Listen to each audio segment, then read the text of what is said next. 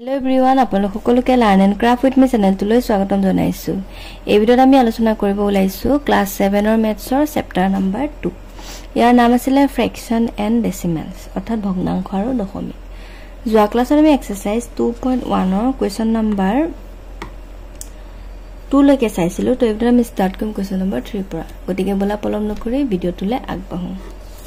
ইয়াতে দিছে যে হোৱাট ইজ 3/5 অফ 5/6 into 4/5 হল। তাৰ মানে ইয়াৰ মানটো কিমান হয় আমাক উলিয়াব দিছে হল। এতিয়া চোৱা আমি কেনে কৰিম। এতিয়া ইয়াতে চোৱা আমাৰ 5 কাটা গৈ আছে আৰু ইয়াত আছে 4, ইয়াত আছে 6। গতিকে 2 ৰে আমাৰ দুইটাকে গৈ আছে, 2 2 গুণ 4, 2 3 গুণ 6। তাৰ মানে তুমি এফালে কিমান পালা চোৱা, অফ মানে হৈছে পূৰণ। এফালে গোটেইখিনি কটাকটি কৰি পালা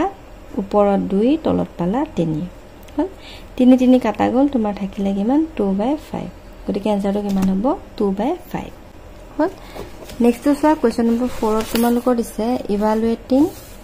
এটা চোৱা 3/8 অফ 4/5 এনেকে দিছে আৰু determine which one is smaller. তাৰ মানে দুইটা কৰি চাব দিছে, কৰি পেলাই কোনটো সৰু আমাক উলিয়াব দিছে। ঠিক আছে, ফাৰ্ষ্টতে আমি 1 টো কৰিম, তাৰপিছত 2 টো কৰিম, তাৰপিছত আমি দুইটা চাম তাৰ দুইটাৰ ভিতৰত মানে কোনটো সৰু।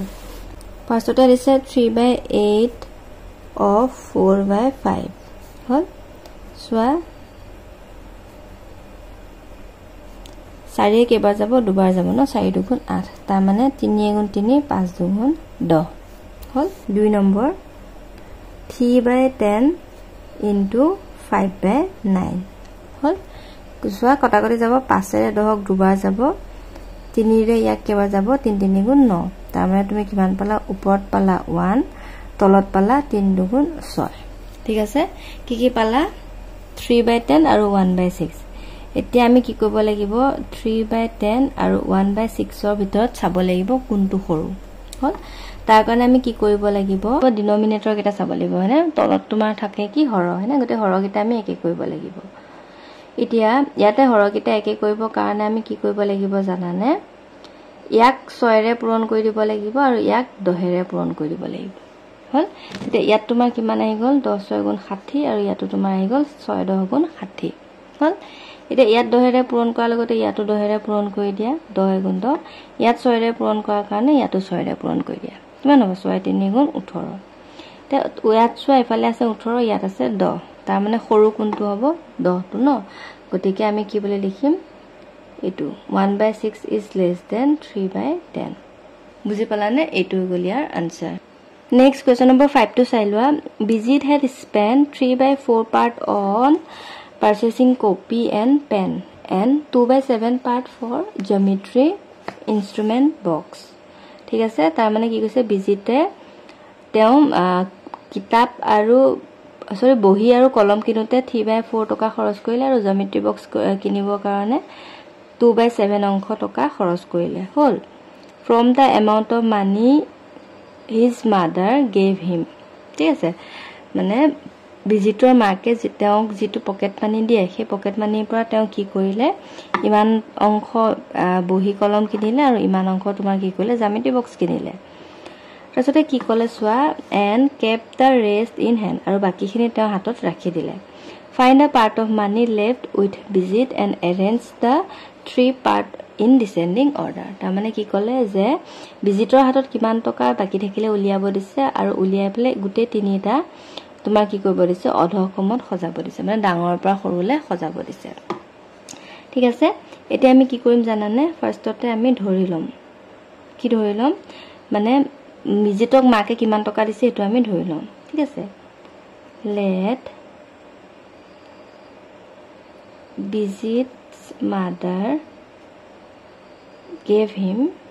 তেওঁ কিমান টকা দিছিলে 1 টকা বুলি ধৰি ল'ম। ঠিক আছে, 1 টকা তেওঁক দিছে বুলি ধৰি ল'ম আৰু এতিয়া মুঠ কিমান খৰচ হৈছে সেইটো উলিয়াই ল'ম। টোটেল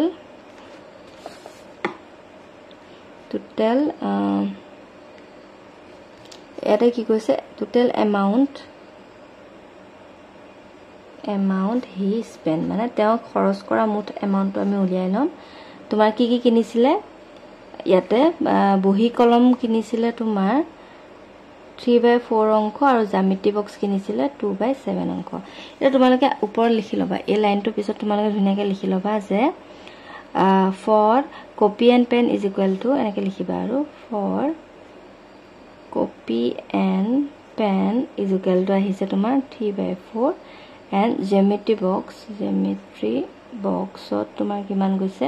2/7 এটো তোমালোকে ধুনিয়াকে তলে তলে লিখি লবা হা তাৰ পিছতে এই লাইনটো আহিব এটা দুটা চাই লোৱা কিমান হ'ব ইয়াতে তোমাৰ আহি গল 3/4 ইয়াতে তোমাৰ এটো 5 হ'ব লাগিছিল দেই আসামিজ মিডিয়ামত যদি তোমালোকে চোৱা 3/5 আছে তো এটো আমি 5 লিখি লওঁ তেতিয়া ওলাব আমাৰ লসাগু হয় না তে 7 আৰু 5 ৰ লসাগু হ'ব 7 5 গুণ 35 হল তে 5 এৰে 7ক 35ক কেবাৰ যাব 5 7 গুণ 35 গতিকে ওপৰত কিমান আহিব 7 এটা কিমান আছে 3 আছে গতিকে পূৰণ কিমান আহিব 3 আহিব তোমালোকে লসাগু উলিয়াব জানা চাগে হয় না তেটো যোগ চিন আছে যোগ দিয়া 7 এৰে 35ক কেবাৰ যাব 5 বাৰ যাব ওপৰটো 2 আছে গতিকে পূৰণ 2 পাতা বুজি পালানে তেটোটা কটা কিমান ওলাইছোৱা 7 3 গুণ 21 যোগ 5 2 গুণ 10 ডিভাইডেড বাই 35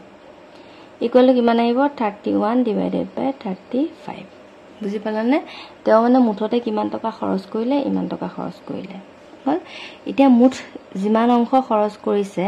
তাৰ পৰা তেও বাকি থকা অংশটো আমি উলিয়াব পাৰিম হয়নে কাৰণ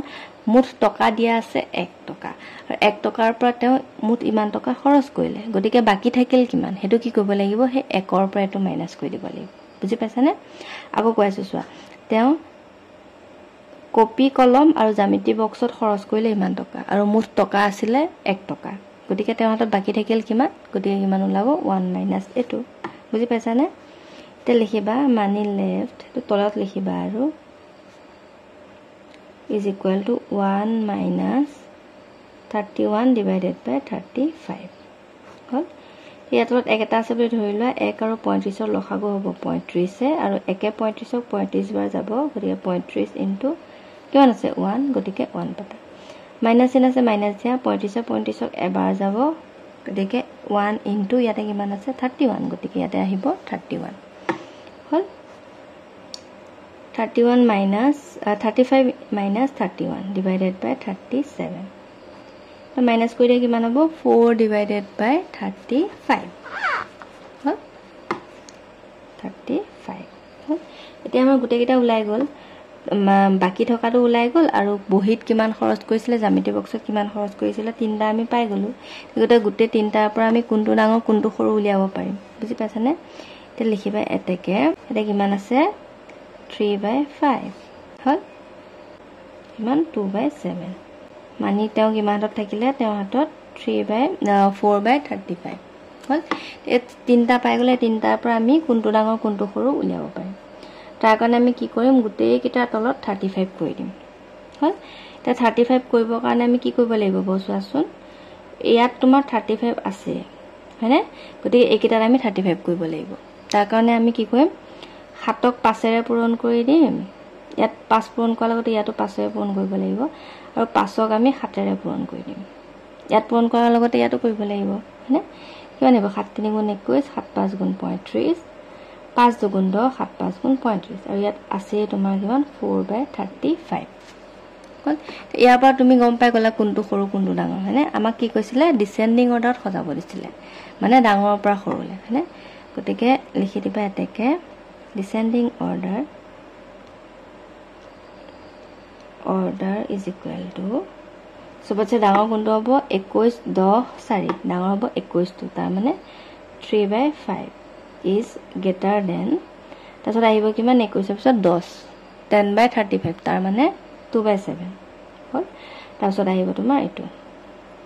4/35 বুজি পালা এটো হৈ গল ইয়াৰ আনসাৰ Samoli read 5 সমষ্টি 4 ভাগৰ 3 hours every day. Out of it, she spent 2/5 part in studying mathematics and English, 1/6 part in science, and rest in studying other subjects. ঠিক আছে তাৰ মানে কি কৈছে সামলিয়ে মুঠতে কিমান পঢ়ে দিয়া আছে মুঠ কিমান টকা পঢ়ে কিমান ঘন্টা পঢ়ে এটো দিয়া আছে তাৰ পৰা তোমাৰ ম্যাথছ আৰু সায়েন্স ইংলিশ পঢ়ে 2/5 অংক সায়েন্স পঢ়ে 1/6 অংক আৰু বাকিখিনি তেওঁ আদাৰ বেলেগ সাবজেক্ট বিলাক পঢ়ে হল তে কি কলে যে find out her different study time and arrange them in ascending order ঠিক আছে তে কি কৈছে ইয়াতে তোমাৰ বাকিখিনি যেটো অন্যান্য বিষয় পঢ়ে বুলি কৈছে সেইখিনি উলিয়াব দিছে উলিয়াই পেলাই গুটে তিনটা মানে তোমাৰ কি কৈছে উদ্ধকমন সজাই দিব দিছে সৰু পৰা ডাঙৰলে হল এতিয়া সো আমি কেনে কৰিম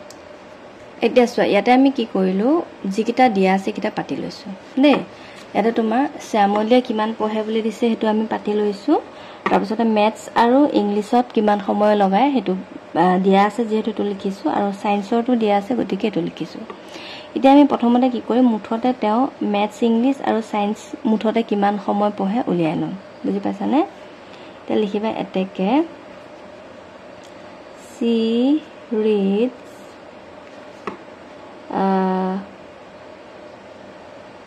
maths English and science মানে গুটি কিটা সাবজেক্ট আৰু is equal to প্লাস কৰি দিয়া 2/5 প্লাস কি হ'ব 1/6 বুজি পাইছানে কি কৰিলো আমি এই দুটা মানে মুঠটো উলিয়াই লওঁ আৰু প্লাস কৰি পেলাই 5 * 30 5 ৰে 30ক 6 বাৰ যাব গতিকে 6 ইনটু ওপৰত 2 আছে 2 যোগচিন আছে যোগচিন দিয়া 6 ৰে 30ক 5 বাৰ যাব গতিকে 5 ইনটু 1 6 দুগুণ 12 যোগ 5 গুণ 5 ডিভাইডেড বাই 30 হল তেছুৱা কিমান পাবা 17 হয় না 17 ডিভাইডেড বাই 30 হল এতিয়া সোৱা তাই কি হল ম্যাথছ ইংলিশ আৰু সায়েন্স মুঠতে কিমান পঢ়ে 17 ডিভাইডেড বাই 30 বুলি পাই গলি হল ইয়াৰ পৰা আমি আদাৰ সাবজেক্ট উলিয়াব পাৰিম বুজি পাইছানে তেছুৱা আদাৰ সাবজেক্ট আদাৰ সাবজেক্টটো আমি কি কৰিব লাগিব 1 ৰ পৰা মাইনাস কৰি দিব লাগিব এটো তেতিয়া তেওঁ কিমান মানে বাকি সাবজেক্টত কিমান সময় দিয়ে হেতু আমাৰ উলাই যাব বুজি পালানে দেখে আগৰ নিচিনাকে কৰা তলত 30 পাতা ইয়াৰ তলত একটা আছে বুলি ধৰি লোৱা 31ক 30 বাৰ যাব গতিকে 30 * 1 মাইনাস আছে মাইনাস দিয়া 30ক এবাৰ যাব 1 * 17 আগৰটো হতে কি আৰু 30 * 30 - 17 ডিভাইডেড বাই 30 তো 30 - 17 ইকুৱেল টু কিমান হ'ব 13 মানে 13 ডিভাইডেড বাই 30 এটো হৈ গল আদাৰ সাবজেক্ট পঢ়ে তে তিনটা সাবজেক্টটো আমাৰ উলাই গল বুজি পাইছানে এটা তাৰ পৰা আমি কোনটো সৰু কোনটো ডাঙৰ উলিয়াম বুজি পাইছানে উলিয়াই পেলাই আমি কি কৰি দিম সৰু পৰা ডাঙৰলৈ উলিয়াই দিম আৰু 13 ডিভাইডেড বাই 30 হল এতিয়া চোৱা গুটে কিটা তলত 30 কৰা তাৰ কাৰণে আমি কি কৰিব লাগিব এই কিটা তোমাৰ চোৱা 6ক 5 ৰে পূৰণ কৰি দিয়া আৰু 5ক 6 ৰে পূৰণ কৰি দিয়া তেতিয়া কি হ'ব গুটে কিটা তলত 30 30 উলাই যাব হয়নে 5 * 6 = 30 5 * 6 = 30 আৰু ইয়াত তোমাৰ 30 আছে হল 6 দুগুণ 12 5 * 5 13 * 13 হল এটা তুমি গম পাই গলা কোনটো সৰু কোনটো ডাঙৰ হয়নে তে 12 5 13 ইয়াতে সৰু কোনটো হ'ব 5 টো তাৰ মানে 1/6 is less than তাৰপিছত কিমান আহিব 12 13 মানে 12 টো আহিব নে 2/5 তাৰপিছত আহিব তোমাৰ কিমান 13 ডিভাইডেড বাই 30 বুজি পালানে এটো হৈ গল কি ইয়াৰ তোমাৰ কি অৰ্ডাৰ উলিয়াব দিছিলে এসেন্ডিং অৰ্ডাৰ বুজি পালানে এটো হৈ গল ইয়াৰ আনসাৰ নেক্সট টু দিছে in school competition of model reading মানে আদৰ্শ পতনত তোমাৰ কি কৈছে Utpal completed 5/6 part of the allotted portion মানে যিমান অংক দিয়া আছিল ইন 3 মিনিটস ঠিক আছে যিমান অংক দিয়া আছে তাৰে তোমাৰ 3 মিনিটত উৎপলে পঢ়িলে ইমান অংক 5/6 অংক আৰু Ranjan completed 10/11 part of the allotted page মানে যিমানটা পেজ দিয়া আছিল তাৰ ভিতৰত 10/11 অংক পঢ়িলে একে সময়ত আছে সেম টাইম বুলি কৈছে বুজি পাইছানে মানে কি কৈছে এখন স্কুলত এটা আদৰ্শ পঠন প্ৰতিযোগিতা পাতিছে মানে কোনে ভালকে পঢ়িব পাৰে আৰু তাৰপিছত যিমানটা পেজ দিয়া আছিল তাৰে ভিতৰত উৎপলে পঢ়িলে 6 ভাগৰ 5 অংক 3 মিনিটত আৰু ৰঞ্জনেও পঢ়িলে 11 ভাগৰ 10 অংক 3 মিনিটত হল তে কোনে বেছিকে পঢ়িলে উলিয়াব দিছে একেবাৰে সহজ আমি দুইটাৰ ভিতৰত কোনটো সৰু কোনটো ডাঙৰ উলিয়াম হয়নে যোনটো ডাঙৰ হয় সি বেছি সময় পঢ়িব আৰু যোনটো সৰু হয় সি কম সময় পঢ়িব বুজি পাইছানে সোৱা এটা সোৱা ইয়াত আমি লিখি লৈছো ইন 3 মিনিটস মানে 3 মিনিটত উৎপলে কমপ্লিট কৰিছে 5/6 পাৰ্ট আৰু ৰঞ্জনে কমপ্লিট কৰিছে 10/11 পাৰ্টস ইয়াৰ ভিতৰত আমি কোনটো ডাঙৰ কোনটো সৰু উলিয়াবৰ কাৰণে আমি কি কৰিম তলৰকেইটা একে কৰিম হয়নে তো তাৰ কাৰণে চোৱা আমি কি কৰিম একে সংখ্যাৰে পূৰণ কৰি দিম আৰু চোৱা ইয়াতে 11 আছে ইয়াতে 6 আছে গতিকে ইয়াক আমি 6 ৰে কৰি দিও ইয়াক আমি 11 ৰে কৰি দিও তেতিয়া তলত একে ওলাই যাব হয়নে চোৱা ইয়াত 11 ৰে পূৰণ কৰাৰ লগতে ওপৰটো কৰিব লাগিব 11 6 গুণ 64 আৰু ইফালে 11 5 গুণ 55 ইয়াত 6 ৰে পূৰণ কৰাৰ লগতে ওপৰটো কৰিব লাগিব 6 10 গুণ 60 11 6 গুণ 64 হল তে এইটো ডাঙৰ কোনটো হ'ব বাৰু চোৱা এটো মানে এই তোমাৰ এটো আছিল কোন ৰুনজুন অৰ্থাৎ ৰুনজুনে মানে বেছি সময় লগালে বুজি পাইছা নে সৰি ৰুনজুনে মানে বেছিকে পঢ়িলে কোনে বেছিকে পঢ়িলে খুদিছে ন গতিকে ইয়াতে আমি লিখিম যে 5/6 is less than 10/11 আৰু 10/11 টো আছিল ৰুনজুনৰ বুজি পাইছা নে গতিকে আমি লিখিম যে ৰুনজুন reads more মানে ৰুনজুনে বেছি পঢ়িলে বুজি পালা নে এটো হৈ গ'ল ইয়াৰ আনসাৰ আজিলৈ আইছো ভিডিওটো চাই বহুত বহুত ধন্যবাদ নেক্সট ক্লাছত আমি পাছৰ কোৱেশ্চন কেইটাৰ পৰা ডিসকাস কৰিম and thank you for watching and study well